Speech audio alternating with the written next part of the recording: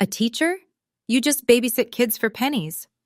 My father said that in front of 40 guests, 3 cousins I hadn't seen in a decade, and my 4-year-old daughter, who was sitting on my husband's lap. My husband didn't flinch. He set down his fork, placed his napkin on the table, and he looked at my father the way you look at someone who just confirmed everything you already knew about them. He didn't say a word. 2 days later, my father would be sitting in a room full of 300 people, watching that same man receive something Gerald Whitfield could never buy with all the dealership money in Georgia. And for the first time in 67 years, my father had nothing to say. But I'm getting ahead of myself. What happened in those 2 days changed 5 relationships in my family, permanently.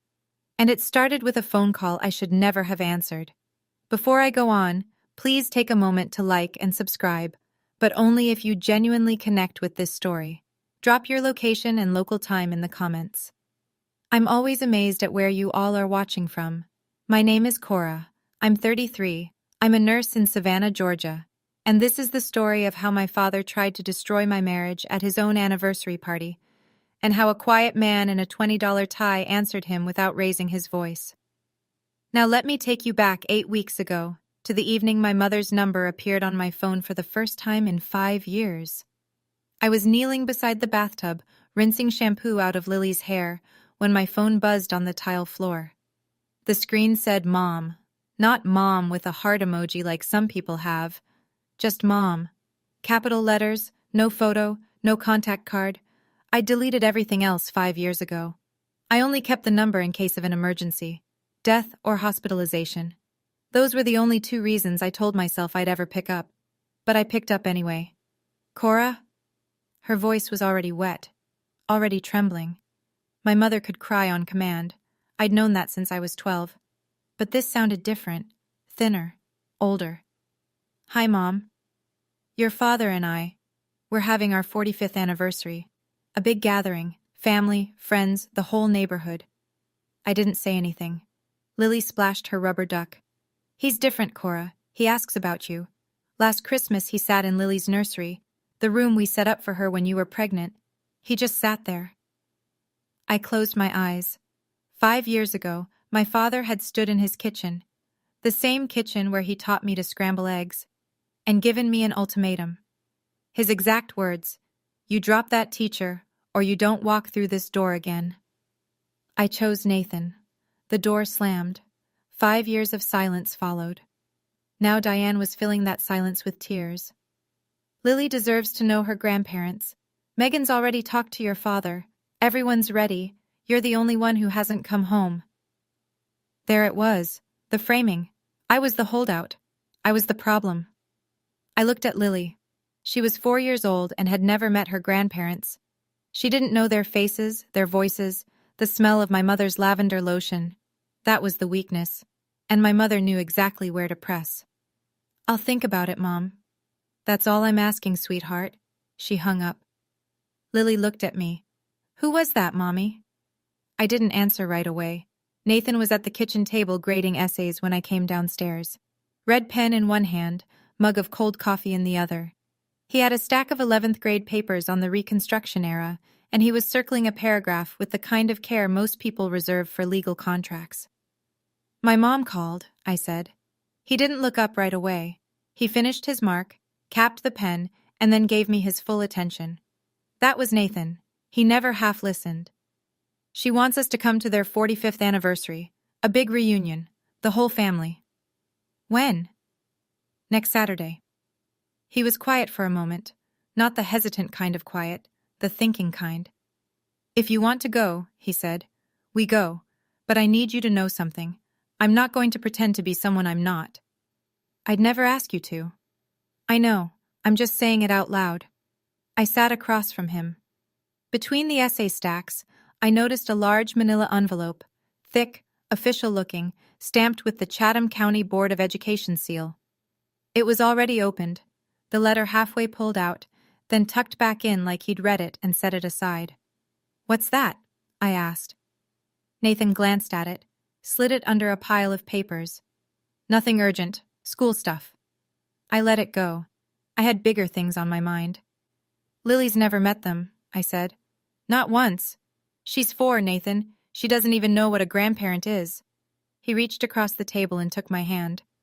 Then let's give her the chance. That's reason enough. We decided that Friday. Drive up from Savannah, 4 hours to the little town outside Atlanta where I grew up. Stay the weekend. Come back Sunday or Monday. I didn't ask about that envelope. I wish I had. It would have saved me 2 days of thinking my husband didn't care about what my father said to him. The drive took 4 hours and 12 minutes. I know because Lily asked, "Are we there yet?" Exactly 17 times, and I counted every one. My parents' house hadn't changed.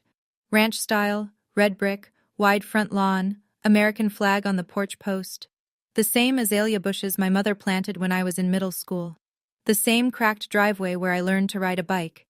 Everything frozen in place, like the house had been holding its breath for 5 years, waiting. My mother was at the door before we even parked.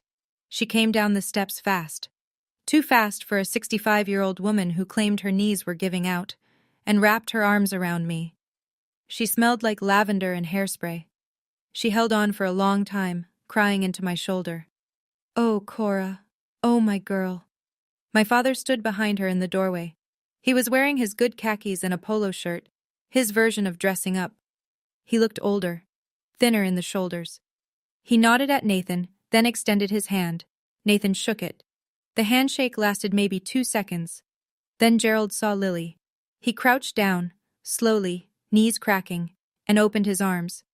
"Well, who is this pretty little lady?" Lily looked up at me. I nodded. She walked to him. He picked her up and she giggled, and something inside me softened against my will. Inside, Diane had set out sweet tea and pound cake. The house smelled like lemon cleaner and pot roast. Normal. Safe. Almost. But in the living room, I noticed something. An extra place setting. A chair with a new cushion, a glass of water already poured, positioned right next to where I'd be sitting. "Who's that for?" I asked. Diane's eyes flickered. "Oh, a family friend is stopping by tomorrow." She changed the subject fast. Too fast. That empty chair. I should have paid more attention to it. Friday night. Just the 6 of us. Gerald, Diane, Megan, Nathan, Lily, and me. A small dinner before the big event. Pot roast, mashed potatoes, green beans from a can. The meal my mother had made every Friday since 1985. For the first 20 minutes it almost felt normal. Megan asked about Lily's preschool. Diane fussed over everyone's plates. Gerald carved the roast with the same serrated knife he'd had since I was born. Then he started. "So, Nathan?" He didn't look up from his plate. "Still teaching?" The way he said still, like it was a chronic condition. Like Nathan had been diagnosed with something, and everyone was just waiting for the remission. "Yes, sir. 11th grade American history. I also coach the debate team." Gerald chewed, swallowed, wiped his mouth. "You know who I ran into last month? Travis Keller? You remember Travis, Cora?" I felt my spine stiffen. Vaguely. "Good kid. Just opened his 3rd dealership, BMW. He's not even 40 yet." Gerald was looking at Nathan when he said it, not at me, at Nathan. That's ambition. The table went quiet for a half-beat. Megan reached for the bread basket and said, "This pot roast is amazing, Mom." God bless her for trying. Under the table, I found Nathan's hand. He squeezed mine once. Calm, steady. Gerald wasn't done. "No offense, son. I just worry about my daughter's future. Teachers don't exactly retire rich." Nathan's jaw tightened. Barely, just a flicker. Then it was gone. "We're doing fine, Gerald. Thank you." "Fine," Gerald repeated, like the word tasted sour. "Fine is a low bar." Diane clinked her fork against her glass. "Who wants dessert? I made pecan pie." Gerald mentioned Travis twice more before the pie was gone, once about his trip to Italy, once about his lake house. Each time his eyes drifted to Nathan. This wasn't small talk. This was target practice. That night, I lay in my old bedroom staring at the ceiling. The glow-in-the-dark stars I'd stuck up there in 7th grade were still faintly visible. Little green ghosts of a girl who once thought this house was the safest place in the world. Nathan was on the air mattress beside the bed, reading to Lily. "Good night, Moon." She was almost asleep, her small fingers wrapped around his index finger. He did the voices, the quiet old lady whispering, "Hush," and Lily's eyes fluttered shut. He set the book down and looked at me.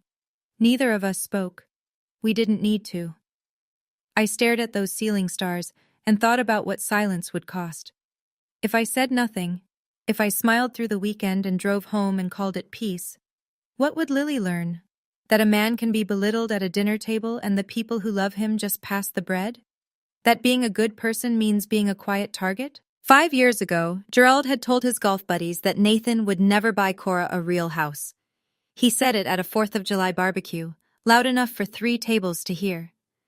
Nathan had been standing 6 feet away, holding a plate of corn on the cob. He didn't say anything then either. Not because he was weak. Because he didn't think a man who measured everything in square footage was worth the argument. I left that night, packed my bag, drove to Savannah, and didn't come back. Until now. The stakes were simple and impossible. If I stayed silent, I lost my self-respect. If I spoke up too early, I lost Lily's chance at having grandparents. Both options hurt, and Gerald was counting on that. I didn't come back to fight. I came back because Lily deserves a family. But lying in that dark room, listening to my daughter breathe, I was starting to realize something. Not every family deserves Lily. Saturday morning. The house was chaos before 8. Diane had hired a catering company, 2 women in black aprons setting up chafing dishes on the back porch. A long, folding table stretched across the yard, draped in white cloth. At the head of the driveway, a hand-painted banner read, "Whitfield family, 45 years. Gerald was in the backyard directing traffic like a general. Move that table 6 inches left. No, the good chairs go in front. Where are the name cards? Name cards. At a family barbecue." I found him arranging place settings and asked, "Dad, how many people are coming?" "About 40, maybe 45. "And you invited the Kellers?" He didn't look up. "Travis is coming, yes. He's doing real well, Cora. You should catch up." I let a beat pass. "Did you invite Travis because of me?" He laughed, short, dismissive. "Don't flatter yourself. He's a family friend." Family friend. Travis Keller had been to our house exactly twice before I left. Both times at Gerald's invitation, both times seated next to me, both times after Gerald had loudly announced Travis's latest financial achievement.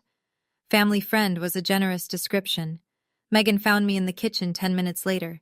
She pulled me into the pantry, between the canned peaches and the bulk rice, and whispered, "Dad's been talking about Travis all week. He called him 2 days ago to confirm. Be careful." "Careful how?" She bit her lip. "He put Travis's name card next to your seat. I moved it. He put it back." My stomach dropped. Then Megan said something else, almost as an afterthought. "Oh, someone from Nathan's school called the house last week, asked if Nathan was going to some ceremony on Monday. I didn't catch the details. I told them he was traveling." I didn't connect it. Not yet. I should have. The first guests arrived at noon. By 1 o'clock, the backyard was full. Aunts and uncles I hadn't seen since my 20s. Second cousins whose names I'd forgotten. Neighbors who still called me Little Cora, even though I was 33 with a nursing degree and a child. Country music drifted from a Bluetooth speaker on the porch railing. Kids chased each other across the lawn. Diane floated between tables, refilling sweet tea and accepting compliments on the hydrangeas. And then a red BMW pulled into the driveway. Travis Keller stepped out like he was arriving at a magazine shoot. Navy blazer, no tie, loafers with no socks. He was 36 and looked it, in the way that money makes you look, tanned, groomed, confident. Gerald crossed the yard in 4 strides. He shook Travis's hand with both of his. I watched from the porch. My father hadn't greeted Nathan with half that warmth. "Cora!" Gerald called. "Come say hello." I walked over with Nathan beside me. Lily was on Nathan's hip, picking at a flower she'd pulled from the garden. "Cora, you remember Travis? He just got back from a trip to Italy. Tell her, Travis." Travis smiled. Polite, rehearsed. "The Amalfi Coast. Incredible." "And this is Nathan," Gerald said. He paused before the word. "Cora's husband." The pause was a scalpel, small and precise. Everyone heard it. Travis extended his hand. Nathan shifted Lily to his other hip and shook it. Good to meet you, Nathan said. Likewise, Gerald clapped Travis on the shoulder.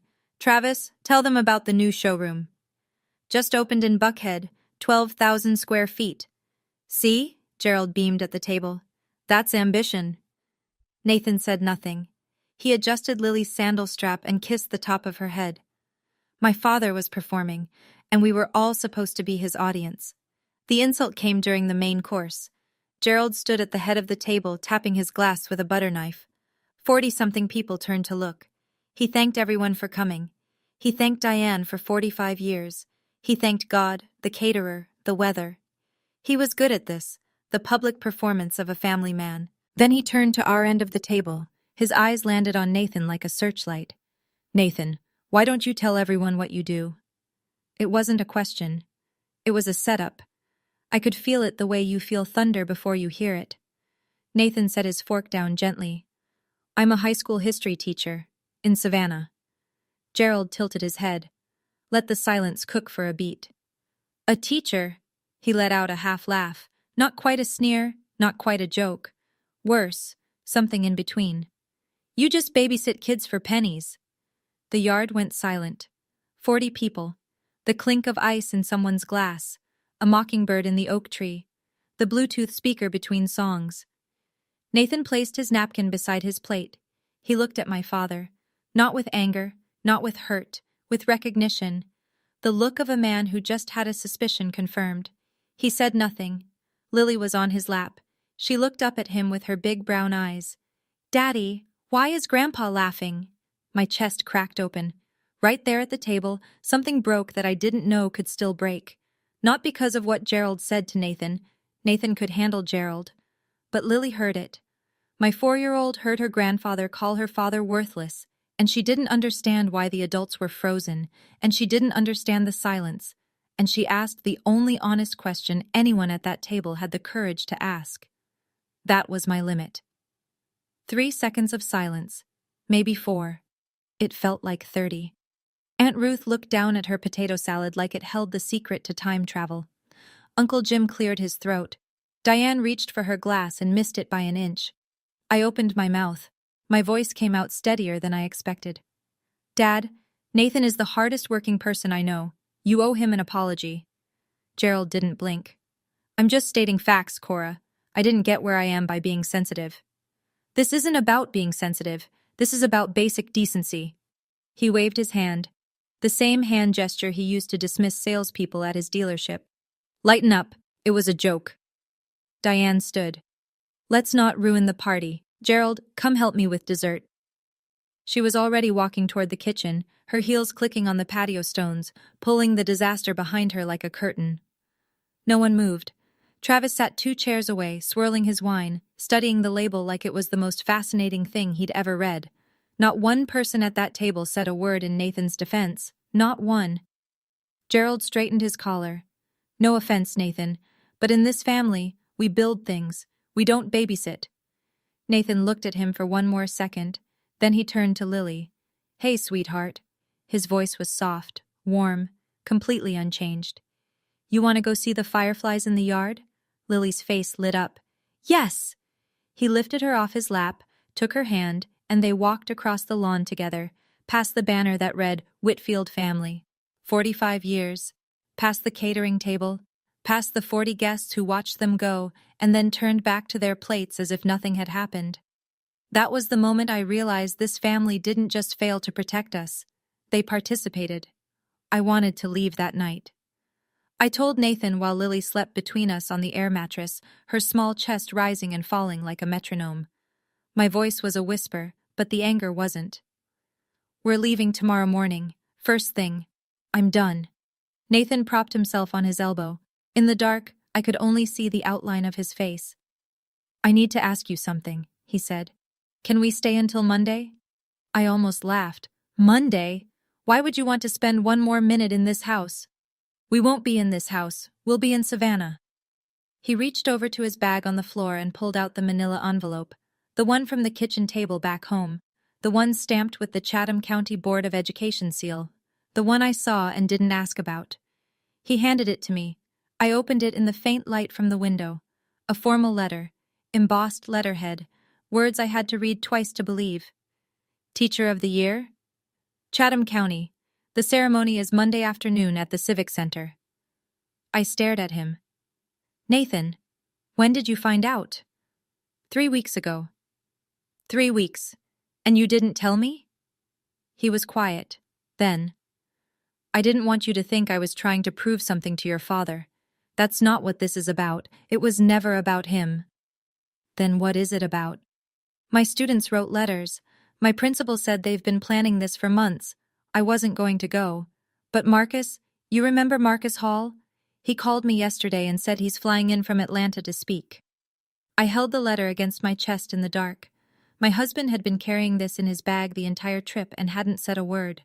Not when Gerald called him a babysitter, not when 40 people looked away. He didn't need Gerald's approval. He never had. Sunday morning. Megan texted me at 7. Coffee? That place on Main? I left Nathan and Lily asleep and drove to a small diner 2 blocks from the house. Megan was already in a corner booth, hands wrapped around a mug, looking like she hadn't slept. I need to tell you something, she said before I sat down. Okay. Dad planned this, all of it. I slid into the booth. Planned what exactly? Travis, the seating, the question about Nathan's job. She lowered her voice. 2 weeks before the reunion, Dad called Travis directly. I was in the hallway.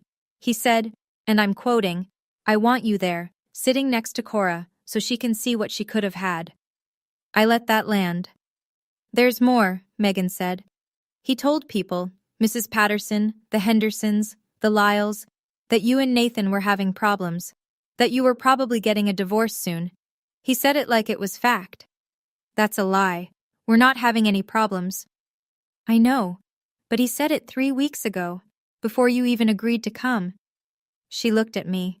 Don't you see? He set the stage. If you showed up without Nathan, it confirmed his story. If you showed up with Nathan, he'd embarrass him until you wished you hadn't. The coffee was bitter, and my hands were shaking.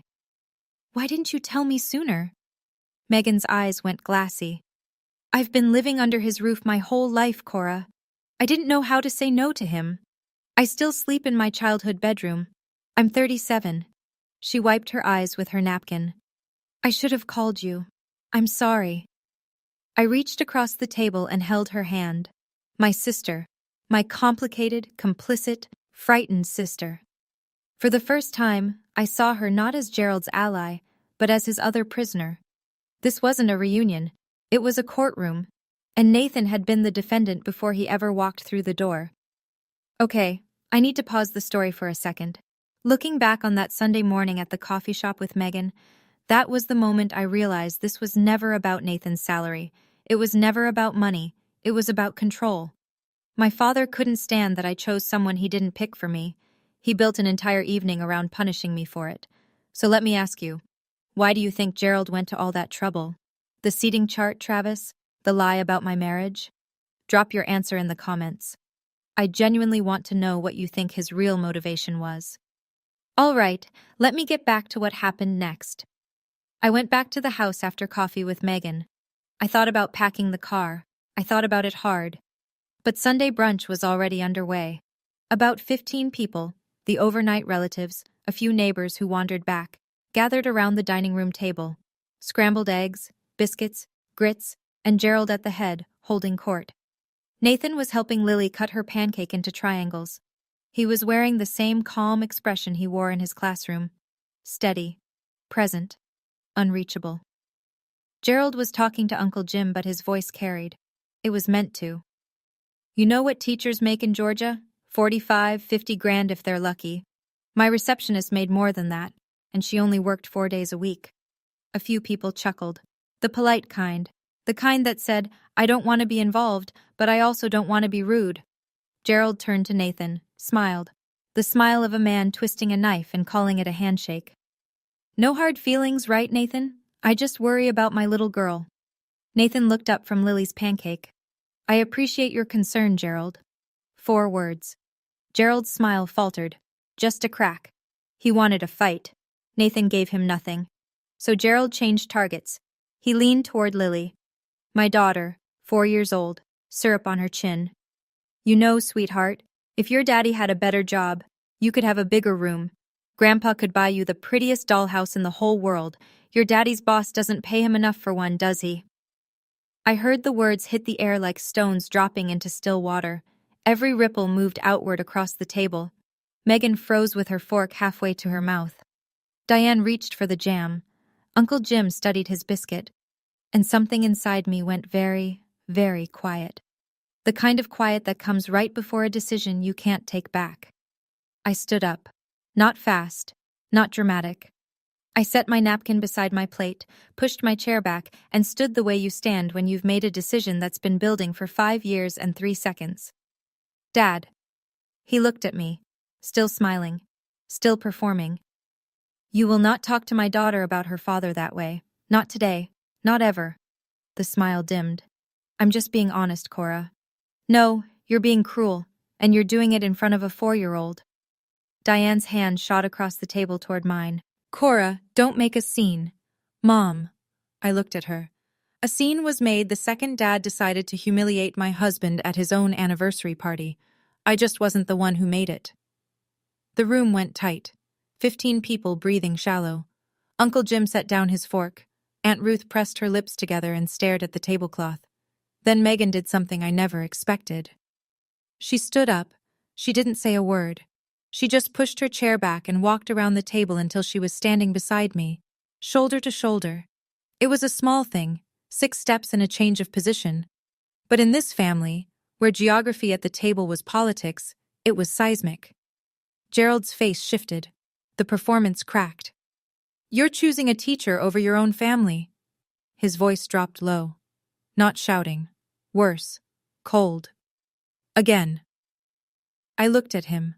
My father, 67 years old, standing at the head of his table in his own house, surrounded by people who were afraid to disagree with him. I'm choosing my family, I said. Nathan and Lily are my family. He held my gaze. I held his.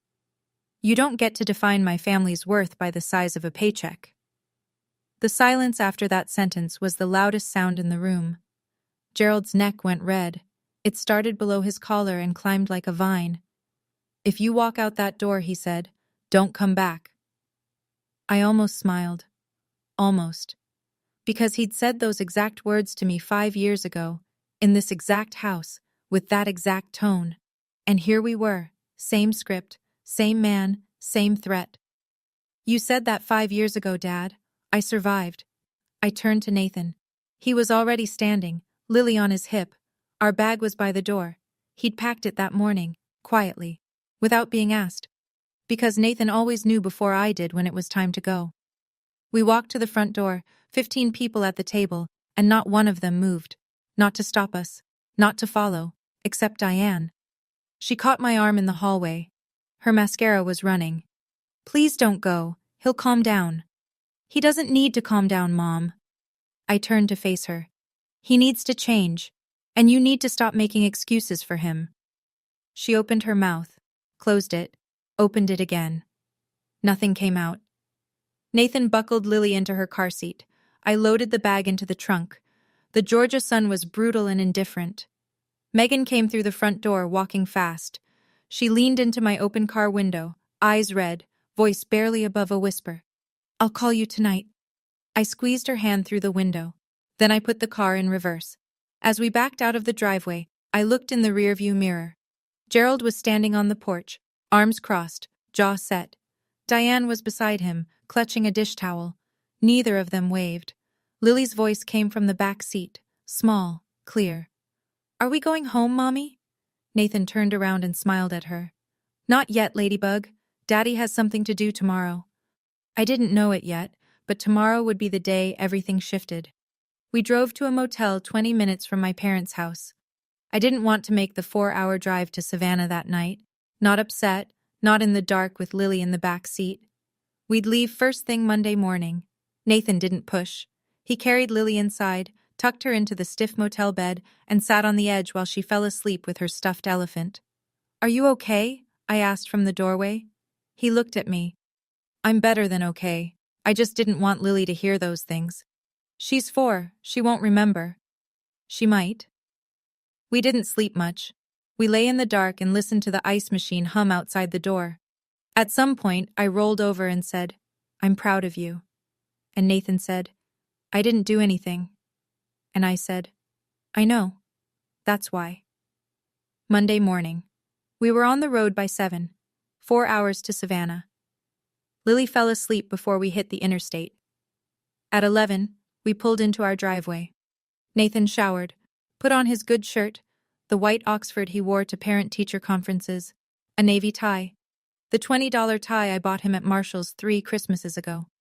I put on a sundress. Lily wore her yellow flower dress. Nathan called Principal Dawson to confirm. "Nathan, the auditorium is packed," Dawson said through the speakerphone. "Your students have been rehearsing their letters all weekend. Half the county is here." Nathan straightened his tie in the hallway mirror. His hands were steady. My phone buzzed, a text from Megan. "I told Dad there's an event in Savannah this afternoon, related to Nathan. I told him he should come. He's still at the hotel. He said yes." My heart hammered. He doesn't know what it is? No, he thinks it'll prove him right. I set the phone down. My hands were shaking, but not from fear.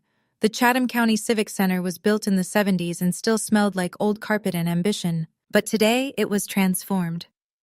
A banner across the stage read, "Chatham County, Teacher of the Year, 2026. Rows of folding chairs filled the auditorium. More than 300 people, teachers in their professional best, parents with programs in their laps, students fidgeting, whispering, holding handmade signs. Nathan walked in through the side entrance. Principal Dawson met him with a handshake and a lapel pin. I took Lily to the 3rd row. Good seats, close enough to see his face. The ceremony opened with the Pledge of Allegiance. Then Superintendent Martha Collins stepped to the podium. She was a tall woman with reading glasses on a chain and the kind of voice that made you sit up straighter. "Every year," she began, "we recognize one educator who represents the best of what this profession can be. Not the flashiest, not the loudest, but the one whose impact is measured in lives changed." I scanned the auditorium. 3 rows behind me, on the left side, I saw them. Gerald, Diane, sitting in folding chairs like everyone else. Gerald was wearing his polo shirt from the reunion. He hadn't brought other clothes. Diane had her purse on her lap, clutched tight. They looked out of place, uncomfortable, like people who had walked into a room expecting one thing and sensing something else entirely. "This year's recipient," Superintendent Collins continued, "has given 12 years to public education. He has coached debate teams to state championships. He has volunteered hundreds of hours mentoring at-risk youth in our community. And in the words of one former student," she paused, adjusted her glasses, "he is the only reason I'm alive today." She turned toward the wings of the stage. "Please welcome Mr. Nathan Brennan." The auditorium erupted. 300 people stood. Lily bounced on my lap and yelled, "That's my daddy!" And 3 rows back, Gerald Whitfield did not move. Nathan took the stage the way he entered every classroom, without fanfare. He adjusted the microphone. He looked out at the crowd. He found me in the 3rd row and gave me the smallest nod. But before he could speak, Superintendent Collins announced the student tributes. The first voice belonged to Dr. Marcus Hall, 28 years old, white coat ceremony behind him, residency ahead of him. He walked to the podium with a folded piece of paper and hands that shook. "When I was 16, Marcus said, "I was sleeping in my car." The auditorium went still. "My mom was gone. No family, no address. I showed up to school every day because it was warm and because Mr. Brennan never asked me why my clothes smelled like motor oil." He unfolded the paper. His voice cracked. "He found out I was homeless. He didn't report me to some office. He drove me to school every morning for a year.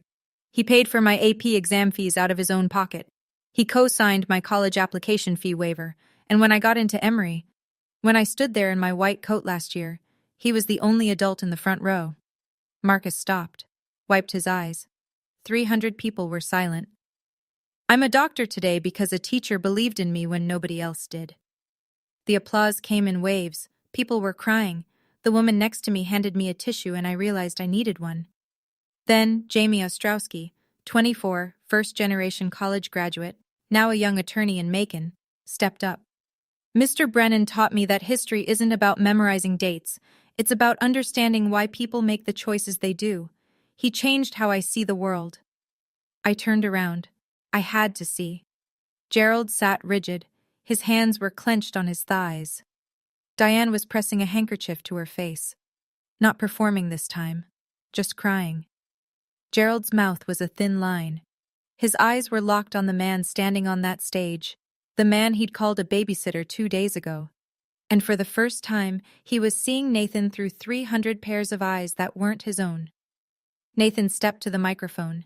He didn't have a prepared speech, no cards, no notes, just his hands resting lightly on the podium like he was about to start a Monday morning lesson. "I'm not good at speeches," he said. A few people laughed softly. "But I want to say something." He paused. "Someone told me recently that what I do is babysitting for pennies." A ripple of quiet laughter. They thought it was a joke, a self-deprecating opener. Nathan let it settle. "And I thought about that. I thought about it all weekend." The laughter faded. Something in his voice told them this wasn't a punchline. "Here's what I realized. They were right about one thing. I don't do this for the money. I never did." He looked at Marcus in the front row, at Jamie, at the 17-year-old kid with the homemade poster that said Mr. B changed my life. "I do this because a 16-year-old kid sleeping in his car deserves someone who showed up. I do this because every child in my classroom deserves to know that their potential isn't measured by their parents' bank account." He paused. The auditorium was so quiet I could hear the air conditioning hum. A teacher's pay doesn't define a teacher's worth, and neither does anyone's opinion. 300 people stood. The ovation rolled through the room like weather, starting in the back and sweeping forward until everyone was on their feet. Students, parents, teachers who knew exactly what Nathan meant because they lived it every day. Nathan looked down at us, at me, at Lily, who was clapping with her whole body, bouncing on my lap, yelling, "Yay, Daddy!" He smiled. Just for us. He didn't look at Gerald. He didn't need to. The message had already landed. The lobby afterward was a slow-moving river of handshakes and camera flashes. Nathan stood near the exit, surrounded by parents and students who wanted photos, signatures on programs, a chance to say thank you. He shook every hand. He remembered every name. I was holding Lily when I saw Gerald approach. He walked through the crowd like a man who'd forgotten how to use his legs. Diane was behind him, one hand on his elbow, guiding him. They stopped a few feet from Nathan, and Gerald waited, for the circle of well-wishers to thin. When it did, Gerald stepped forward. "Nathan." Nathan turned. His face was neutral, not cold, not warm, patient, the way he looked at a student who'd finally raised a hand. "I didn't know about all this," Gerald said. "You didn't ask." The words were simple. They carried no venom, but they landed like a closing argument. Gerald's jaw worked. He looked at the banner on the wall, at the programs littering the chairs, at the reporter from the Savannah Morning News who was interviewing Marcus Hall 3 feet away. He started and stopped. "Maybe I was out of line yesterday." Nathan looked at him. 12 years of teaching had given him the kind of patience that made other people uncomfortable because they couldn't tell if it was forgiveness or a verdict. "You were out of line 5 years ago, Gerald. Yesterday was just a reminder." Gerald flinched. A small one. A twitch near his left eye that I'd only seen once before, the day he lost a dealership contract he thought was guaranteed. Nathan didn't wait for a response. He turned back to a student who was tugging his sleeve. Gerald stood in the middle of that lobby, 300 people flowing around him, and for the first time in his 67 years, he had absolutely nothing to say. I didn't feel triumph. I felt something quieter, something closer to grief. "I don't need you to be impressed," I thought. "I need you to be decent." Megan called me that night. It was after 9. Lily was asleep in her own bed for the first time in 4 days. Nathan was in the kitchen, washing dishes, humming something low. "He hasn't said a word," Megan said. "Not since we left the auditorium." "Nothing?" "Nothing. He sat in the hotel parking lot for 20 minutes before starting the engine. Just sat there, staring at the steering wheel. I've never seen him do that. Dad always has something to say. Always." I leaned against the kitchen doorframe and watched Nathan scrub a pot. On the drive back, Megan continued, he pulled into a gas station, got out, stood by the pump, and didn't pump gas. He just stood there, then he got back in. What about Mom? She's been crying, the real kind this time. She called your name twice in the car when she thought I wasn't listening. I closed my eyes. And then, Megan said, about an hour from home, Dad finally spoke. He said one thing. What? He said, that kid, the doctor. He called Nathan the only adult who showed up. I waited. That's it, Megan said. Then he went quiet again. I pressed my palm to my forehead. This was not the Gerald I knew. The Gerald I knew would have driven home, poured a bourbon, and crafted an argument for why the ceremony meant nothing. The Gerald I knew didn't go silent. It's not an apology, I said. No, it's not. But it's something. It's the most I've ever seen from him. We sat in the quiet for a moment. Two sisters on opposite ends of a phone line, trying to figure out if a 67-year-old man could bend without breaking. I've never seen Dad look small before, Megan said. He looked small tonight. I didn't know if that made me feel better or worse. The article ran Wednesday. Savannah Morning News. Local teacher named Chatham County Teacher of the Year. A full half page in the community section. Nathan's photo, the one they took on stage with the plaque. Marcus beside him, beaming. A pull quote in bold. I'm a doctor today because a teacher believed in me when nobody else did. The reporter had called Nathan on Tuesday for a follow-up. She asked about the mentorship program he ran on weekends. She asked about the debate team's state championship run. She asked how it felt to be recognized. Nathan said, the recognition belongs to my students. I just open the door. They walk through it. That quote made it into the article too. And then Megan did something small and deliberate. She shared the article on Facebook, tagged nothing, wrote nothing, just the link, posted it, and walked away. Within 2 days, every person in my parents' social circle had seen it. The Hendersons, the Lyles, the women from Diane's garden club, the men Gerald played cards with at the VFW, and Mrs. Patterson. She called Diane on Thursday morning. Megan told me about it later. I saw the article, Mrs. Patterson said. Nathan seems like a wonderful man. I have to say, Diane, Gerald told me they were having problems, told me Cora was getting a divorce. Dead silence on the line. That doesn't look like a woman getting a divorce. That looks like a woman standing behind her husband at a ceremony in front of 300 people. Diane didn't know what to say. She stammered something about miscommunication. Mrs. Patterson wasn't buying it. Gerald's careful story, the one he'd been whispering for weeks, collapsed overnight. He didn't need anyone to expose him. The truth did it on its own, printed in black and white on page B4 of the local paper. The babysitter made the front page. The car dealer made excuses. He called on a Saturday. 1 week after the reunion. 7 days of silence, which for Gerald Whitfield was a geological event. Cora. His voice was different. Not smaller, not apologetic, just uncertain. I'd never heard my father uncertain. It sounded like a language he'd just started learning. Hi, Dad. A pause. I could hear the clock in his study, the grandfather clock my mother had inherited from her aunt. It ticked loud enough to fill the gaps in any conversation, which was probably why Gerald liked making calls from that room. I'm not going to say I was wrong about everything, he cleared his throat, but I was wrong about that, about what I said at dinner. Which time, Dad? Saturday or Sunday? Or 5 years ago? He was quiet long enough for the clock to tick 9 times. I counted. All of them. I leaned against the kitchen counter. Nathan was in the living room reading to Lily. I could hear him doing the voice of the Gruffalo. I appreciate you saying that, I said. But words don't fix this. You talked about my husband like he was nothing, in front of your granddaughter. I know. You told your friends I was getting a divorce. I know. You invited Travis to sit next to me like you were casting a role. He didn't deny it.